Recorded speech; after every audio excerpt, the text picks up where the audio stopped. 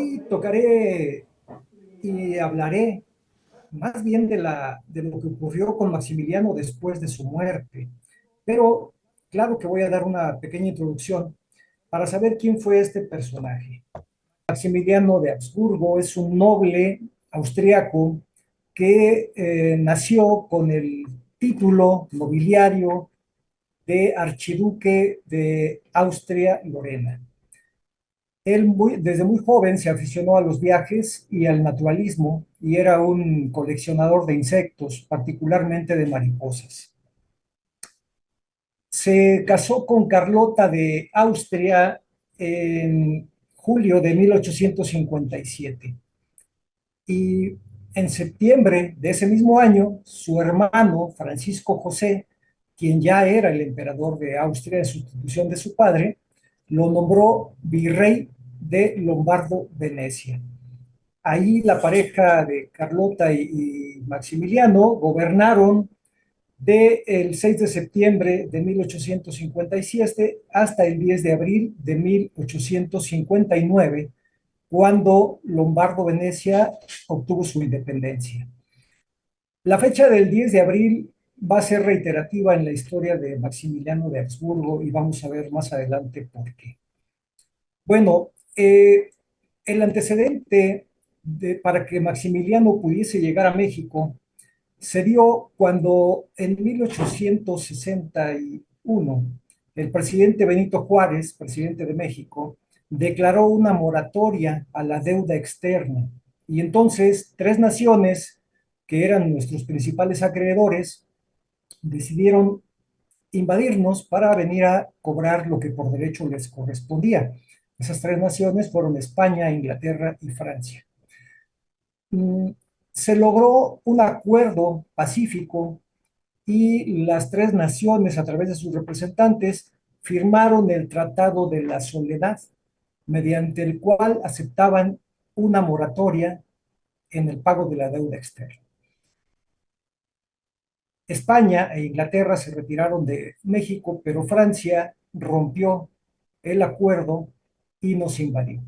A partir de ahí, por intervención de Napoleón III, se pretendió establecer en México una especie de protectorado francés, también como una manera de frenar el expansionismo de los Estados Unidos de Norteamérica, quienes, por cierto, estaban en una guerra civil muy sangrienta, muy cruenta. Bueno, en México había una pugna de hacía bastantes años entre dos grupos por ideologías políticas. El uno llamado conservadores, que buscaban o anhelaban un gobierno monárquico, y por otra parte los liberales o republicanos que pretendían exactamente lo contrario. En esta coyuntura de la invasión francesa y con la capital del país en poder de los franceses, el presidente Benito Juárez comienza a, a llevar sobre sus hombros y en un carruaje el gobierno mexicano. Y el grupo conservador que simpatizó con los franceses y que se alió con ellos, pues se dio la tarea de buscar a un noble europeo para que viniera a gobernar el país. Ahí surge la figura de Maximiliano, recomendada por Napoleón III. En un principio, él, al recibir la propuesta de asumir el trono mexicano, se negó porque las cartas que le presentaron representaban únicamente a los habitantes de la capital del país, y él exigió que se le aclamara por el país entero. Fue una tarea muy sencilla porque el ejército francés, en cuanto iba avanzando y tomando algunas ciudades y pueblos importantes, de inmediato exigía una carta de adhesión al imperio, cartas que fueron enviadas a Maximiliano, y en una segunda propuesta, ante la evidencia que recibió, que no era más que un engaño, pues aceptó el trono de México, otra vez un 10 de abril, pero ahora de 1864, en el castillo de Miramar. En ese mismo lugar y ese mismo día, ya como emperador de México, firmó con Napoleón III el Tratado de Miramar, en el cual Napoleón III se comprometió a financiar económicamente el gobierno de Maximiliano, además de proporcionarle tropas que lo mantuvieran en el poder. Bueno, con todo esto, Maximiliano viajó a México, estuvo gobernándonos algún tiempo, una parte del país solamente, hay que decirlo, durante esta etapa el país estuvo dividido de manera ideológica, de manera política, de manera militar y de manera geográfica, donde el ejército francés había tomado las ciudades, pues el gobierno era el monárquico y nuestro emperador era Maximiliano. En los lugares en donde el ejército republicano resistía, pues el presidente de la República era Benito Juárez y la forma de gobierno era demócrata y constitucional. En esta tesitura termina la Guerra Civil Norteamericana y bajo la bandera de su famosa doctrina Monroe de América para los americanos, comienzan a presionar a Napoleón III para que retire a su ejército de México, porque nunca más un europeo deberá de poner pie en América para gobernar. Napoleón III estaba a punto de entrar en guerra con Prusia y no quiso mantener dos guerras simultáneamente. Entonces accede a las peticiones norteamericanas y termina por romper el tratado que había firmado con Maximiliano y comienza a partir de 1866 el retorno de sus tropas a Europa.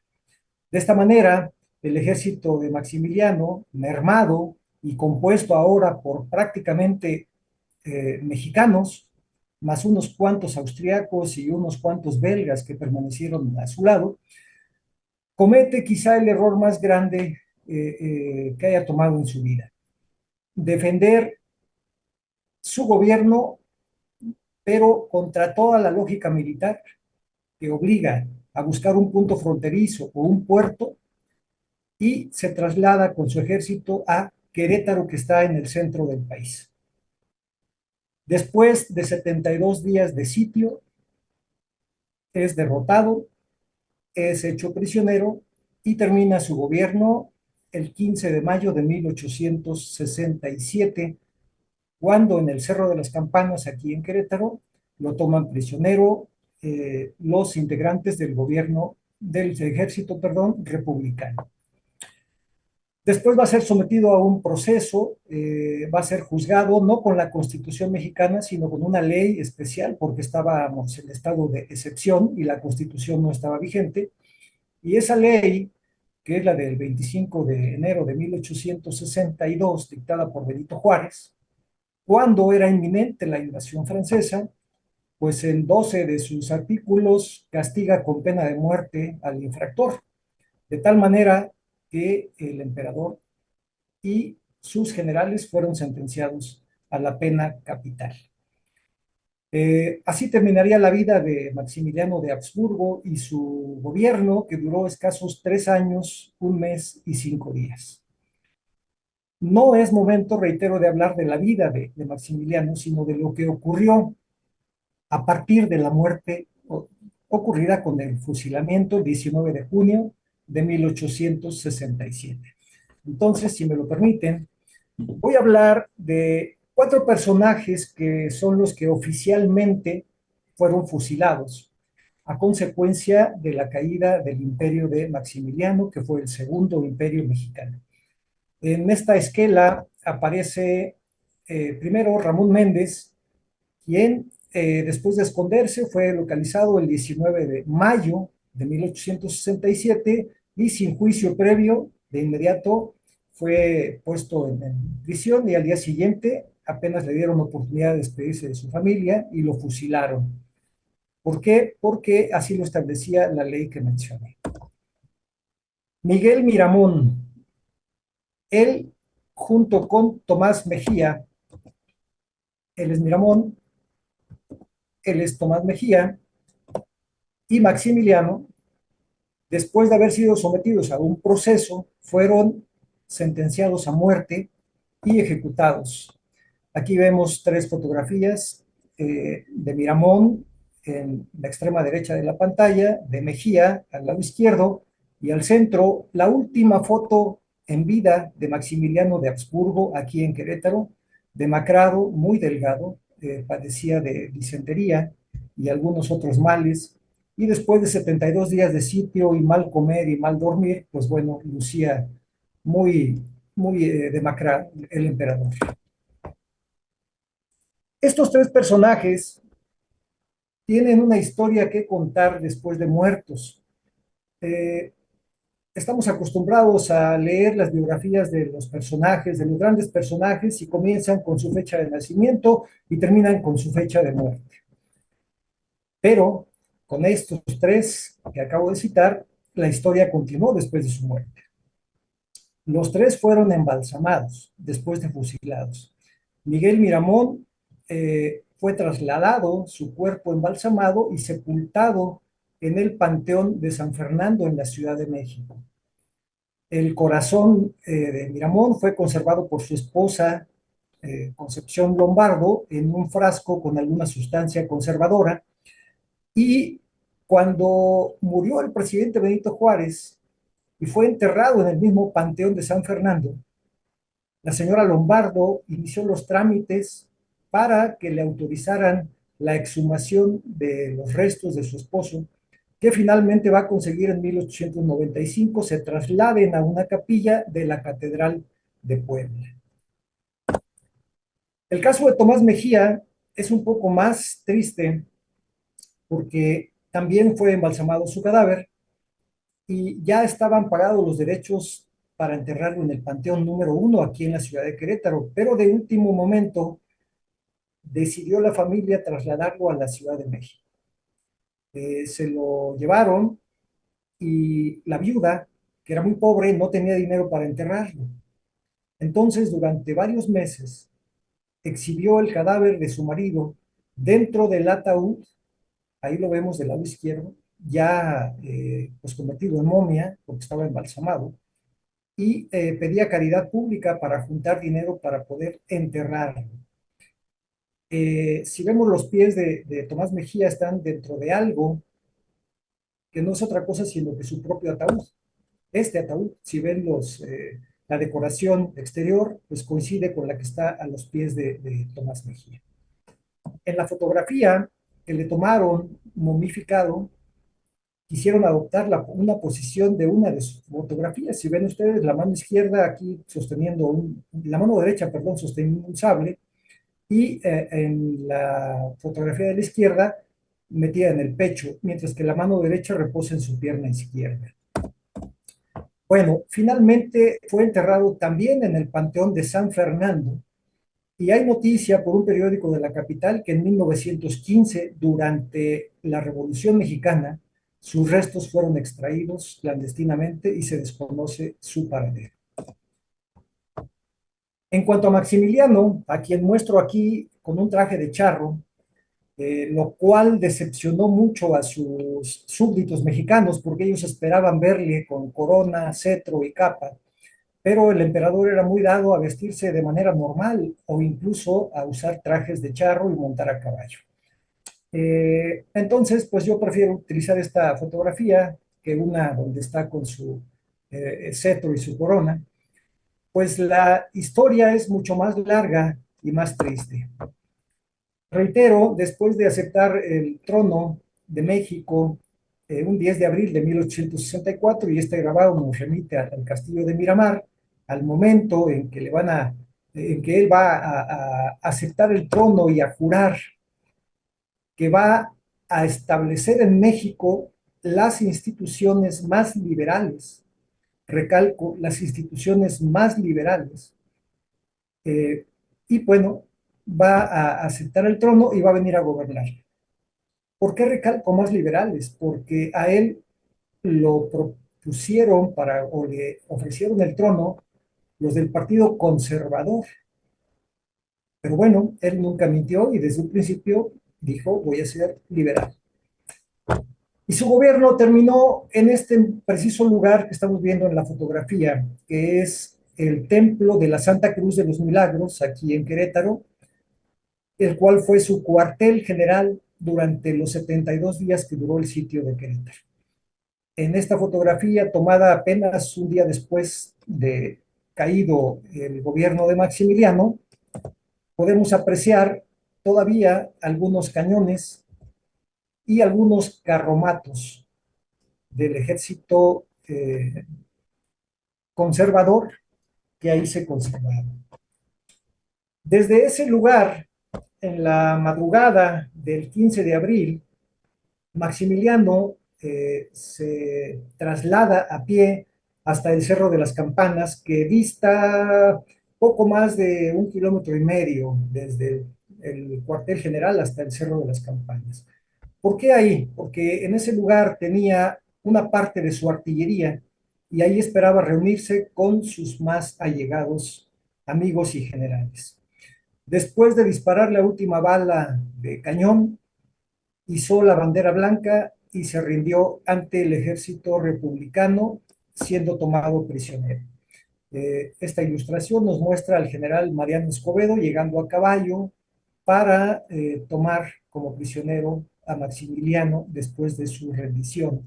Y lo que vemos ahí pues son las fortificaciones de el Cerro de las Campanas, donde estaba la artillería de Maximiliano de Habsburgo.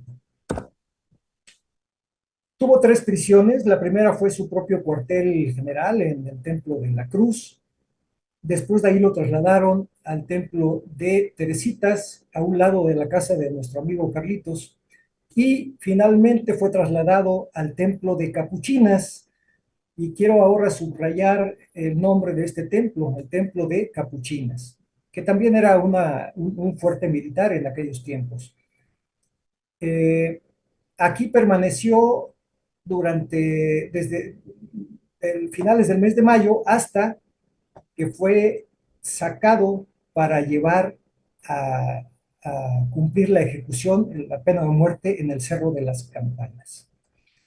Todo el proceso que se le abrió y que fue todo un juicio, un proceso legal, pues estuvo prisionero aquí en Capuchinas. Él no se presentó en persona, sino a través de sus abogados, a el lugar donde se realizó el juicio, que fue en el Teatro de Iturbide.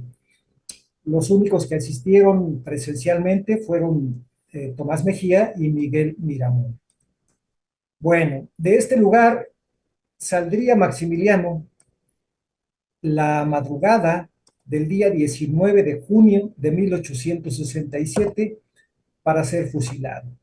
Y la noche previa, él redactó una carta que envió al general Mariano Escobedo, que era el jefe militar de la plaza, dándole a conocer sus intenciones de que su cuerpo fuera entregado al barón de Magnus y al señor doctor Basch, que era su médico particular, para que ellos se encargaran de su embalsamamiento y conducción a Europa. No obstante, desde San Luis Potosí, que era el lugar en donde estaba residiendo en ese momento el presidente Benito Juárez y era la capital de la República, desde ahí el licenciado Sebastián Lerdo de Tejada, quien fungía como ministro de Justicia, ministro de Relaciones y ministro de Gobernación, le envió al general Mariano Escobedo instrucciones muy puntuales de qué hacer con los prisioneros. Y en uno de los apartados se le indica que solamente él podrá disponer lo conveniente respecto del cadáver de Maximiliano, rehusando que pueda disponer algo cualquiera otra persona. También deberá mandar a hacer cajas de zinc y de madera para guardar de modo conveniente el cadáver de Maximiliano y, en caso de que no lo pidieran los deudos, los de Miguel Miramón y Tomás Mejía.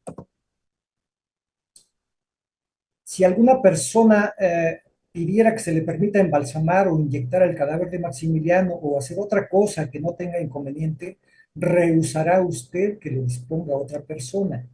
Pero en tal caso usted lo dispondrá previniendo, sin rehusarse, la presencia de extranjeros. Es decir, el embalsamador debió ser un mexicano y el gobierno iba a pagar todos los gastos y por ninguna razón algún extranjero debería tocar el cadáver del emperador Maximiliano. Solamente podrían estar de testigos, estar presenciando, pero sin tocar absolutamente nada. Y también se le daban instrucciones al jefe militar de que se depositara el cadáver en un lugar conveniente y seguro bajo la vigilancia de la autoridad. Bien, vámonos al 19 de junio de 1867. Muy temprano, 4,000 soldados fueron llevados al Cerro de las Campanas para formar cuadro al emperador y evitar así cualquier intento de salvamento, cualquier rescate. También muy temprano subieron unos frailes franciscanos con unos cargadores que llevaban 3 ataúdes de los más económicos para los reos una vez que fueran ejecutados, pues depositarlos ahí y trasladarlos. Muy temprano desayunó, se confesó, perdón, y después desayunó pollo, pan y vino, y finalmente fueron sacados los reos para subirlos a 3 carruajes de alquiler. Si me permiten ustedes la comparación con algo actual, pues fueron llevados en taxi. Estos eran los taxis de aquella época. 3 carruajes, el número 10 para Maximiliano, el 16 para Miramón y el 13 para Tomás Mejía. En cada carruaje iba el confesor acompañando al reo de muerte y salieron de Capuchinas para trasladarse pues al Cerro de las Campanas y cumplir la ejecución. Esta es una fotografía del carruaje número 10 que correspondió a Maximiliano de Habsburgo, tomado en la ciudad, que se ven ahí los estragos de la metralla después de 72 días de sitio. Así, en esta pintura se representa la manera en que fueron fusilados los 3 reos, con los 4,000 soldados formando cuadro para evitar que el pueblo se aproximara. Se prohibió a los fotógrafos estar presentes y bueno, se contó con un pelotón de fusilamiento para cada uno de los reos. Eh, Maximiliano dio un discurso, pidió que su sangre fuera la última que se derramara y gritó Viva México. Repartió monedas a los soldados que iban a dispararle, pidiéndoles que no le dispararan al rostro. Miramón, por su parte, pues pidió que se quitara el estigma de traidor para él y para sus hijos y gritó Viva México. Y Tomás Mejía no dijo absolutamente nada. El, el encargado de ejecutar la sentencia había puesto al centro a los mejores tiradores para evitar que le dispararan al rostro y para asegurar una muerte efectiva y sin sufrimiento para Maximiliano. Pero de última hora, él cedió el lugar de honor al general Miguel Miramón, y este fue otro gran error de Maximiliano. ¿Por qué? Porque al momento de la ejecución, el que cayó muerto al piso fue Miguel Miramón, y tanto Maximiliano como Tomás Mejía requirieron del tiro de gracia. Bueno, esta es una fotografía del pelotón de fusilamiento. 6 fueron los que dispararon. El séptimo era el que estaba preparado para hacer el tiro de gracia. Y a la derecha aparece el capitán Simón Montemayor. Él les había advertido a los soldados que tuvieran cuidado de no dispararle al rostro y que si alguno lo hacía, él no iba a saber quién había sido. Por lo tanto, fusilaría a los 6. Así de cuidadoso fue para que no maltrataran el rostro del emperador. Paradójicamente, los rifles que utilizó el ejército para fusilar a Maximiliano eran norteamericanos. El general José Refugio González, que tenía a su cargo el cuartel de Capuchinas, fue el fiscal en la parte final del proceso de Maximiliano y por lo tanto también el encargado de dar fe del fusilamiento. Y él describe que en el Cerro de las Campanas, cito a 700 metros de la orilla occidental de la ciudad, es decir, donde terminaba la ciudad. Por eso dije yo que del Cerro de las Campanas a la Cruz habría poco más de 1,5 kilómetros. Pues bueno, ahí a las 7:05 de la mañana del 19 de junio fueron fusilados de manera simultánea. Hay unas personas que dicen que primero fusilaron a uno, después a otro. No, no, fue simultáneo. Y esta es una fotografía de uno de los ataúdes, concretamente del de Maximiliano, que fueron empleados para depositar los cadáveres de los fusilados. Este es el que ocupó Maximiliano de Habsburgo. Tiene agujeros en el fondo para que por ahí chorreara la sangre. Y en la fotografía de la izquierda aparecen dos bancos de madera. Esos bancos fueron en los que estuvieron sentados Tomás Mejía y Miguel Miramón durante el juicio que terminó por sentenciarlos a muerte. Y del lado derecho está el ataúd de Maximiliano, tal y como se exhibe en el Museo Regional de Querétaro. Tiene con pintura dorada dibujada una guadaña que representa la muerte y un remo, el remo de Caronte, aquel ser que era el encargado de trasladar a el Hades en la mitología griega las almas de los difuntos. Maximiliano no cupo en el ataúd, era muy grande, y entonces existe la leyenda negra de que le rompieron las piernas para que cupiera, etcétera. Eso es mentira. Simplemente la tapa no fue colocada y él iba con los pies de fuera. Muerto el emperador, viene la primera petición para disponer del cadáver, que esta la hizo el barón de Lago. El barón de Lago era el ministro austriaco en México. Digamos que era un representante del gobierno austriaco y tenía derecho a pedir el cadáver. Pero de inmediato la respuesta fue negativa, sin decir las causas. Solamente que por motivos graves no se podía conceder que se disponga del cadáver de Maximiliano. Una vez fusilados, los cuerpos de Tomás Mejía y de Maximiliano de Habsburgo fueron regresados a el templo de Capuchinas, que era el cuartel general, para ser embalsamados. Y el de Miguel Miramón se trasladó a una casona del centro que hoy se conoce como la Casa de la Zacatecana y es un museo. El encargado de hacer el embalsamamiento fue el doctor Vicente Licea, quien vivía a una casa del cuartel de Capuchinas. Y también se nombró al inspector del cuerpo médico del Ejército Republicano aquí en Querétaro, Ignacio Rivadeneira. Sin embargo, Rivadeneira dijo: yo no sé nada de embalsamamiento, y dejó que Vicente Licea hiciera todo.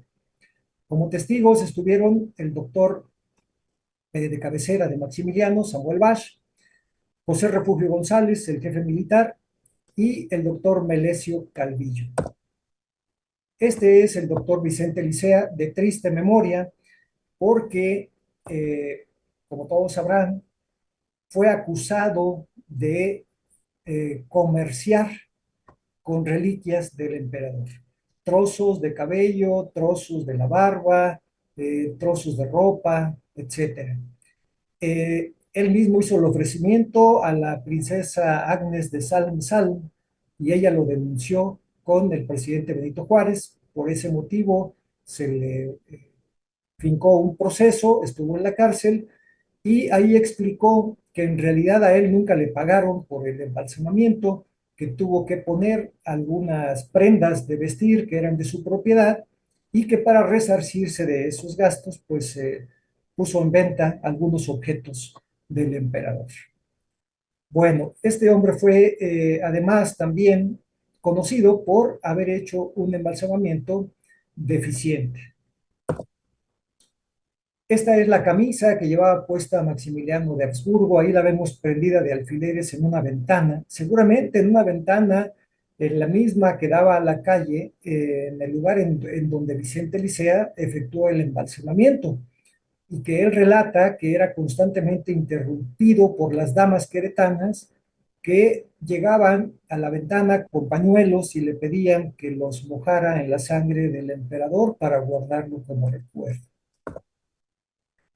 En el Archivo Histórico de Querétaro obra este documento en el cual se puede constatar que se dio cabal cumplimiento al hecho de colocar el cadáver en dos cajas. Aquí se pide que se resarza el importe de los gastos invertidos en dos cajas construidas para conservar el cadáver del archiduque de Austria. Esta es el primero de los ataúdes que tuvo Maximiliano, el segundo, mejor dicho, porque el primero fue el que ocupó del Cerro de las Campanas a Capuchinas, y este es el segundo, hecho de madera y con vidrio en la parte superior. Hay tres segmentos de vidrio, y aquí lo que podemos apreciar es unas guardas en las piernas, en ambos lados de las piernas de Maximiliano, que era donde se contenían unos eh, recipientes de plomo en donde estaban las vísceras de este pobre hombre. Esta fotografía se vendía en la Ciudad de México en 2 pesos y estas pequeñas en 3 reales. Fueron muy populares. Y bueno, aquí me gustaría mencionar un detalle que es la boca de Maximiliano. La boca está entreabierta, no está completamente cerrada. Sé que hay una leyenda que habla de que no lo fusilaron y de que le permitieron salir porque era masón. Mentira, él nunca fue masón. Y como Juárez también era masón, y entre masones no se matan, bueno, le perdonó la vida. Ah, quiero que vean la boca de la momia de Maximiliano y la comparen con este retrato.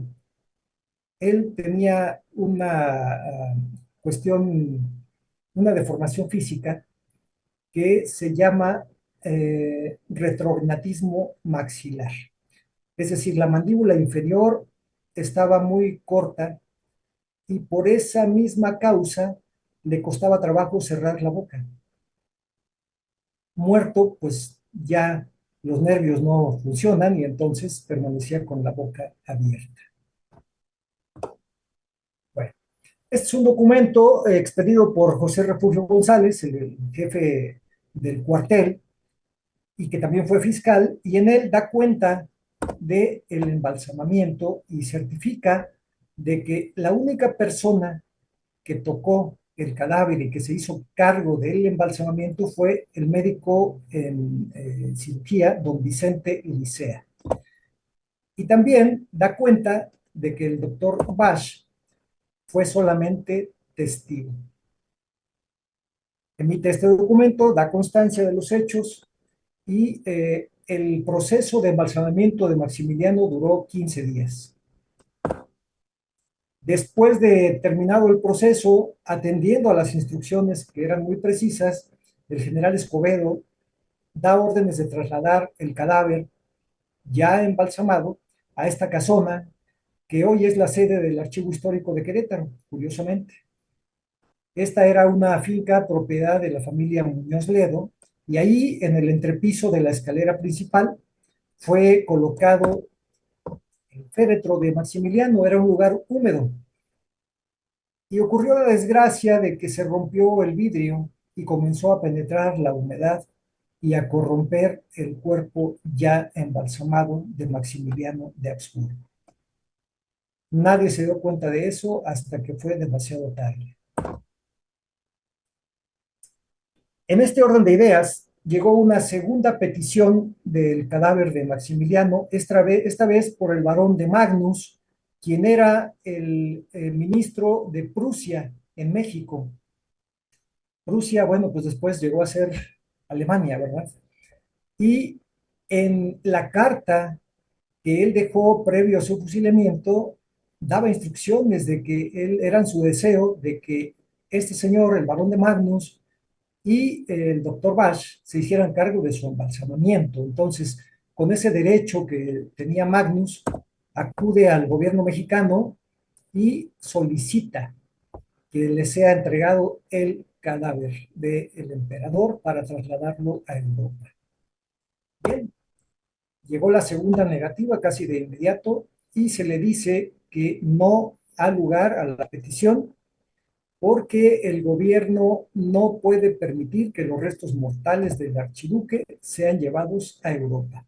No da una razón, simplemente dice que no se puede permitir que el cadáver sea trasladado a Europa. ¿Cuál es la verdadera razón? La verdadera razón es que Sebastián Lerdo de Tejada aconsejó a Benito Juárez de que no entregara el cuerpo. No es que fuera un trofeo de guerra, era que quería dar un escarmiento a las naciones europeas para impedir que volvieran a tener la idea de formar una monarquía en América.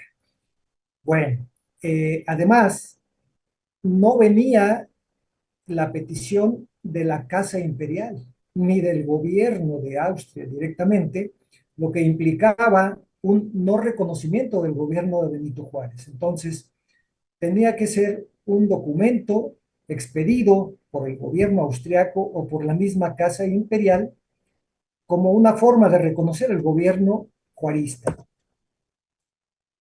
Vámonos al 1 de julio de 1867 a París. ¿Qué está ocurriendo?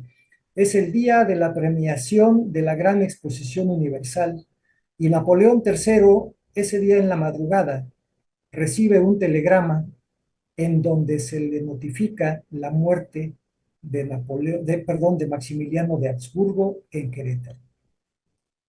El gozo al pozo. La noticia corrió entre la gente y en la ceremonia oficial todos los representantes de Austria se retiraron, salieron del recinto y el gozo se volvió luto. Se dice que la esposa de Napoleón y el propio Napoleón derramaron lágrimas, no sé si de dolor, de impotencia o de remordimiento. Paradójicamente, el acta de defunción de Maximiliano de Habsburgo fue expedida hasta el día 18 de julio, o sea, casi un mes después, y lo hicieron tomando datos de un periódico de la capital que se titulaba El Globo, por no haber otros datos disponibles. Este sí fue un error muy grande porque nadie registró la muerte de Maximiliano. Lo hicieron a posteriori. Bueno, ahora, ya fue embalsamado, ya está depositado en un edificio y hay que trasladarlo a la Ciudad de México. Este plano muestra una parte del camino, de hecho la mitad del camino, de Querétaro a México. En la parte inferior izquierda, en un círculo, está Querétaro, en la parte central está San Juan del Río y en la parte superior derecha está Arroyo Zarco. Esta era la parada obligada a México y ahí se pernoctaba. Eran 2 días de camino y bueno, era una parada obligada. Pero quiero mostrarles a ustedes un acercamiento porque entre Arroyo Zarco y San Juan del Río hay muchísimos arroyos que cruzaban el camino real, el camino por el que iba a transitar el carruaje con el cadáver de Maximiliano. Y resulta que ya para llegar a Arroyo Zarco, en uno de esos arroyos, se accidenta la carreta, vuelca y se cae el ataúd, o se caen, mejor dicho, los ataúdes a el arroyo. Recuerden que era una caja de madera con cristal y una caja de zinc que la contenía. Se rompió la caja de zinc y el agua penetró, mojando el cadáver que de por sí ya iba corrupto desde Querétaro, empeorando la situación. Esta es una fotografía antigua de ese mesón, ese paradero, ese lugar en donde pernoctaban los viajeros de Querétaro a México, en Arroyo Zarco. Por fin, al día siguiente, 12 de septiembre, llega a México y en la fotografía que ven ahora es la calle de Tacuba, en el centro de la Ciudad de México, y el edificio que resalta es el Palacio de Minería. Eh, Paradójicamente, Maximiliano, o mejor dicho, su cadáver embalsamado, entró por esta calle, por la cual también había entrado él en 1864, pero en otras condiciones. Frente a este edificio se encontraba el Hospital de San Andrés y su capilla, y en la cuadra siguiente el templo de Betlemitas, una iglesia que todavía se conserva hasta el día de hoy.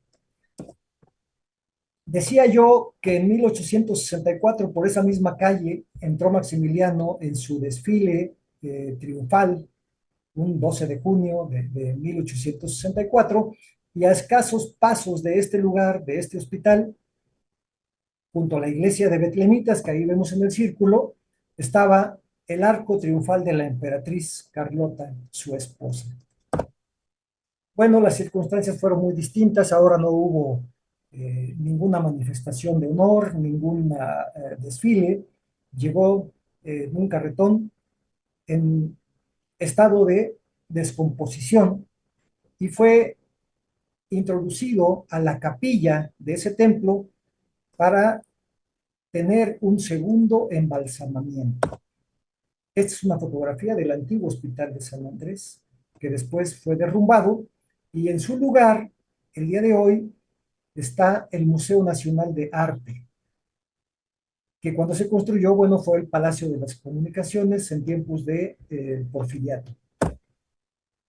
Bueno, en este lugar se va a llevar a cabo un segundo embalsamamiento, y ahora los médicos que van a estar a cargo son Rafael Montaño, Ignacio Alvarado y Antonio Andrade.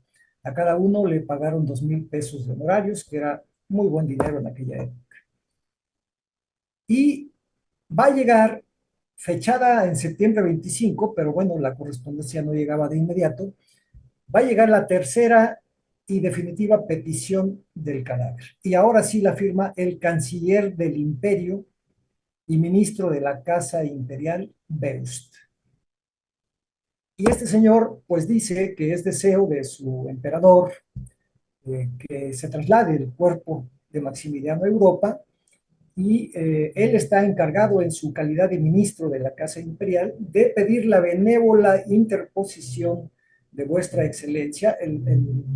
La carta está dirigida al ministro de Relaciones Exteriores, Sebastián Lerdo de Tejada, con objeto de obtener para el vicealmirante Tegethoff, que fue el enviado de la Casa Imperial, para recoger el cadáver de Maximiliano.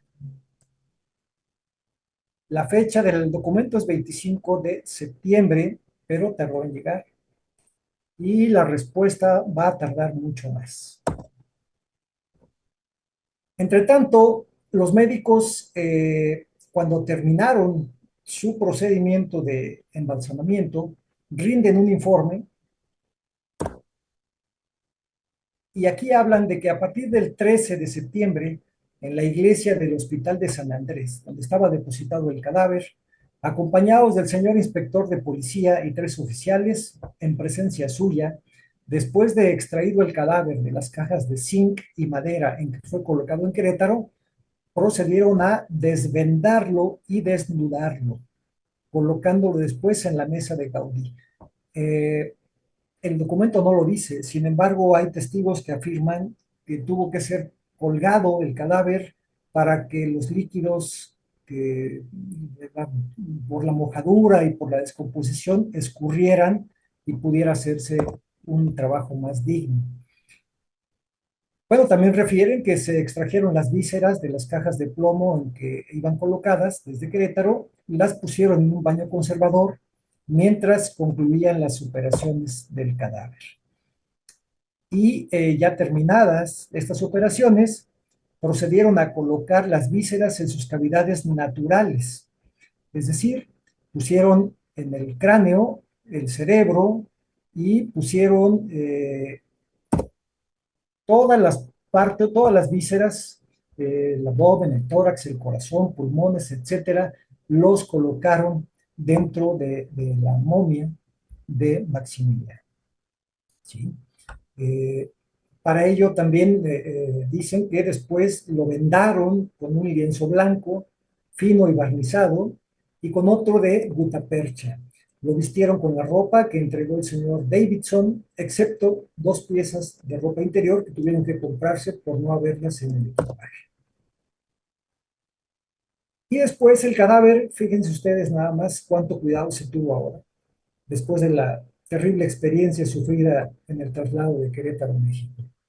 El cadáver se colocó en una doble caja de cedro y granadillo, barnizadas y con una cerradura sólida, quedando el cadáver amoldado en el interior de aquella, de modo que no pudiera dislocarse en sentido alguno, ni aún volteando la caja completamente. Esta quedó colocada en otra de zinc, la que una vez cerrada herméticamente por medio de la soldadura, se forró con otra caja de madera común pintada de negro. Es decir, iba dentro de tres cajas mortuorias. Una de madera, de cedro con granadillo, otra de zinc y finalmente otra de madera. Pues todas las operaciones fueron practicadas nuevamente en presencia del inspector de policía y se concluyeron a las 10 de la noche del día 21 de noviembre. Estos son algunos de los recibos de objetos que fueron comprados para el embalsamamiento, el segundo embalsamamiento de Maximiliano en la Ciudad de México. Aquí son unas botas de charol. Eh, este recibo es por una caja de zinc grande para empacar otro de madera que contiene el cadáver de Maximiliano y costó 65 pesos. Se ve un poquito mejor. Es una fotografía del doctor Ignacio Alvarado, que fue el jefe del cuerpo médico que practicó el segundo embalsamamiento. Disculpen la mala definición de la imagen, pero bueno, es un recibo de una botica del Espíritu Santo en la Ciudad de México, perdón, y se puede leer ahí colodión, ácido fórmico, algodón cardado, barniz americano, barniz de bálsamo, unos pomos corrientes y algunos finos, una brocha, polvos compuestos aromáticos, tela de gutapercha, etcétera, etcétera, que son algunos de los elementos que se utilizaron para el segundo embalsamamiento. Y este es el resumen que presenta el doctor Andrade del tiempo que llevó este proceso. En Querétaro llevó 15 días. En la Ciudad de México les ocupó del 13 de septiembre de 1867 hasta el día 4 de noviembre, invirtiendo un total de 72 horas efectivas de trabajo que implicaba esperar a que secara un barniz, esperar a que ocurriera algún otro proceso, etcétera, hasta que por fin el 4 de noviembre quedó colocado en su caja definitiva. Y con esa misma fecha, una vez que sabían los representantes del gobierno mexicano que el cadáver ya estaba en buenas condiciones, se envía la respuesta al conde de Beust, canciller del Imperio Mexicano, perdón, del Imperio Austriaco y ministro de la Casa Imperial de Austria, donde se le dice que el señor Tegethoff ya se ha comunicado, se ha puesto en contacto con las autoridades mexicanas y que bueno, el presidente de México, instruido de los justos sentimientos expresados en la nota de vuestra excelencia, no ha dudado en disponer que sea atendido y satisfecho con grande consideración el natural deseo de su majestad el emperador de Austria y de la familia imperial. Por lo tanto, se va a entregar el cadáver, ahora sí, a las autoridades austríacas. Él es el conde de Beust, Friedrich Ferdinand Graf von Beust. Este fue el hombre que consiguió por fin la entrega del cadáver. Pero no se entregó en la Ciudad de México. El gobierno mexicano no quería correr ningún riesgo y deseaba entregar el cuerpo hasta Veracruz para que ahí lo subieran a el transporte que lo llevaría a Europa. Hasta ahí se iban a ser responsables los mexicanos de que nada grave ocurriera nuevamente al cadáver de Maximiliano. Esta fotografía es de esa caja de zinc de la que vimos el recibo hace un rato y se exhibe en Viena, Austria, en el Museo del Mueble. Si alguno de ustedes visita Austria algún día, además de ver la tumba de Maximiliano, puede buscar el Museo del Mueble y ahí va a encontrar el ataúd de zinc en el que iba protegido el otro de madera.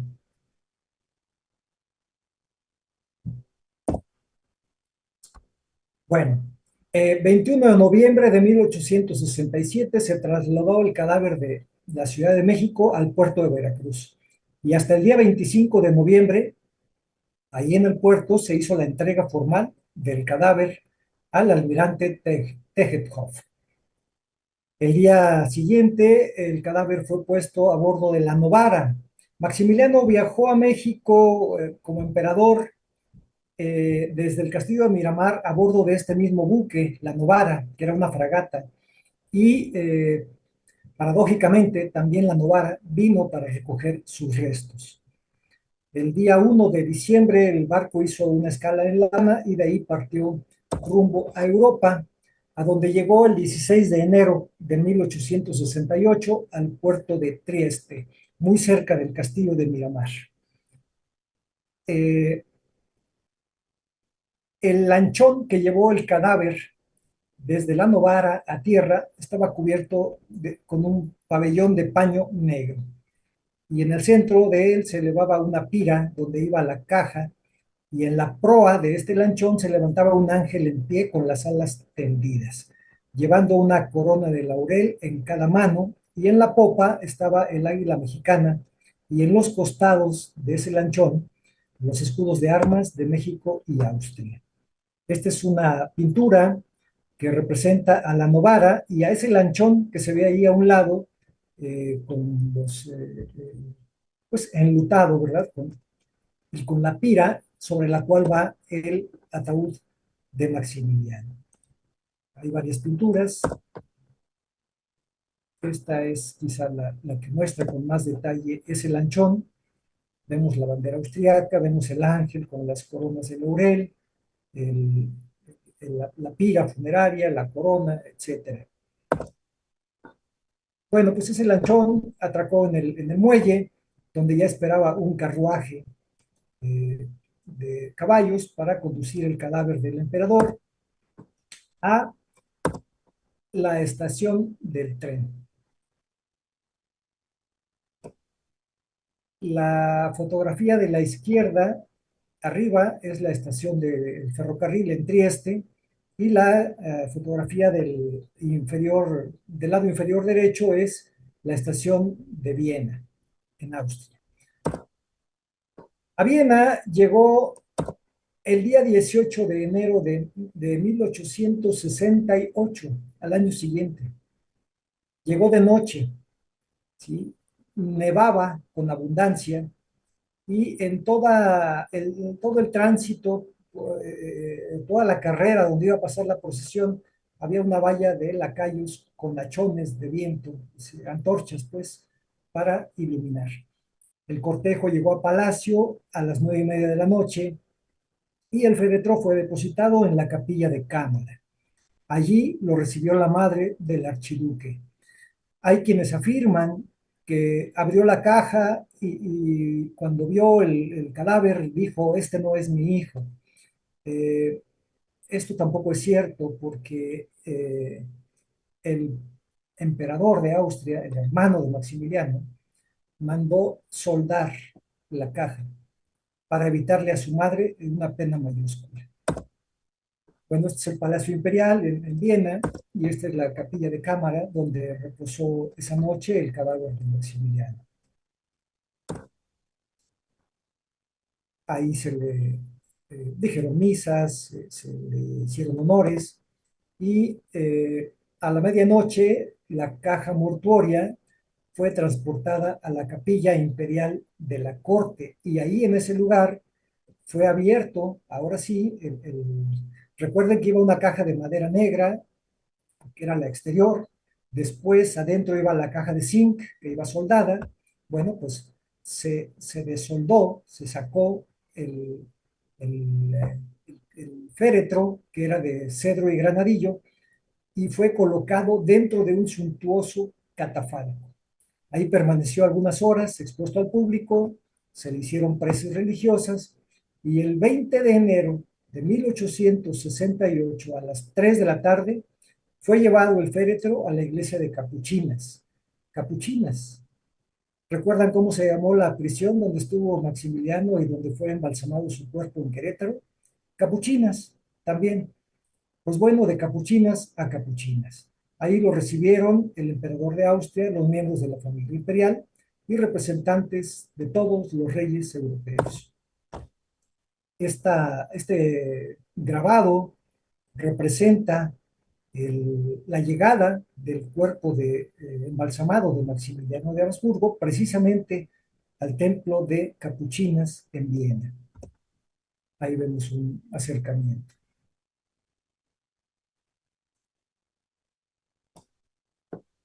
Y bueno, así luce actualmente la capilla de Capuchinas, ahí en Austria, y en una de las criptas imperiales es donde reposan los restos de Maximiliano. Se identificó el cadáver, se entregó a los monjes, ellos lo colocaron en el panteón y entregaron la llave de la caja al intendente de palacio para que lo depositara a su vez en el tesoro de la corona. Desde que fue ejecutado el 19 de junio de 1867 hasta que llegó el 20 de enero de 1868 a esta capilla, transcurrieron 7 meses, 215 días para ser exactos, de un periplo de el cadáver de Maximiliano, que ya dimos cuenta de todas las peripecias que le ocurrieron. Eh, Hay quienes aseguran que no hubo mexicanos ahora en el funeral. Bueno, sí hubo tres, pero sí hubo. Gregorio Barandiarán, que era ministro de México en Viena, Ángel Núñez, que era su secretario, y el secretario que fue de Maximiliano de Habsburgo durante su gobierno, José Luis Blasio, quien había viajado a Austria para tal fin. Aquí se representa en este dibujo, pues ya la custodia por parte de los frailes ahí en Capuchinas y el depósito del catafalco en la cripta real. Y este es el catafalco que contiene los restos del infortunado Maximiliano de Habsburgo, con la leyenda que da pues, los datos de haber sido emperador mexicano de 1864, que murió bajo la fe católica, confeso, en Querétaro, el 19 de junio de 1867.